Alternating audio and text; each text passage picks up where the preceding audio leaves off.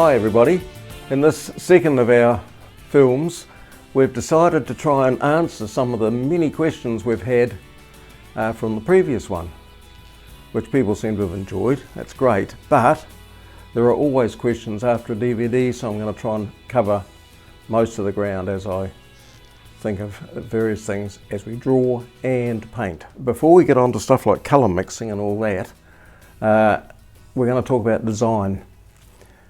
Emile Groupe, famous American painter, said that he had seen many paintings ruined for another 10 minutes planning.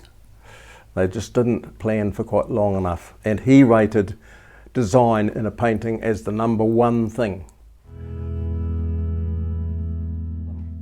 And so lines that have got a sweep to them like that will give more movement and more rhythm to your painting. Light sense of imbalance, which is much more exciting than a thing that is purely predictable because it's all so laid out. Make it look slightly haphazard the way nature is. The spontaneity in the abstract build of the thing is much more exciting, so build that into your picture. So when people say to me, as I said at a demonstration, I'll repeat the same formula: blue, permanent rose, yellow. And I say, but hang on, that's what you said for the last 3 colours. And that's right. You can see why. Because they're all made from the same 3 primaries. That's where all colours come from. All right? Now, if I add white to that, you can see what's going to happen. And I hope that's showing you how to recover your paint. You don't have to mix mountains of paint. You just need to shift the balance towards red or blue or whatever you need. And you can save all that paint that you might have thrown away because you thought it was the wrong colour. It isn't. It just needs rebalancing. And it looks far more effective. That's the freedom we have as painters. We can do what we like. That, to me, is a more modern shape. This is traditional. And as I said, I'm going to increase the slight difference in the strength of the colour. And in fact, if I do the right shaped strokes, if I go down the roof like that, it helps, of course, to describe the roof. It gives people a better idea of its form. Don't want to make it look too stalky at that mid-distance.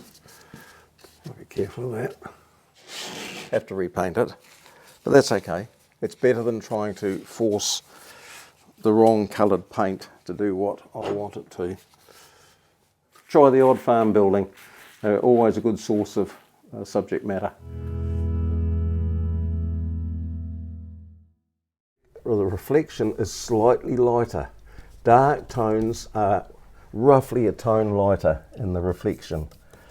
Paint what you see, and I think that's good advice. But you're also at the same time free to interpret and change things if you wish. You can see what that's done. Now you just whisk lightly over it and it gives you a clean line, but it's blended. You don't need to be laborious about it, just whip your brush. I might decide, no, I don't want that hard line all the way, I want to break it. Have some soft bits. It's all a matter of the touch you use. See, I'm brushing over absolutely wet paint and it's going to the shapes I want it. I hope you've enjoyed the demonstrations and all the talk we did on design and so on. I hope it's a help to you. I'm sure that if you watch this DVD and if you can absorb some of it and practice it, you will become a better painter.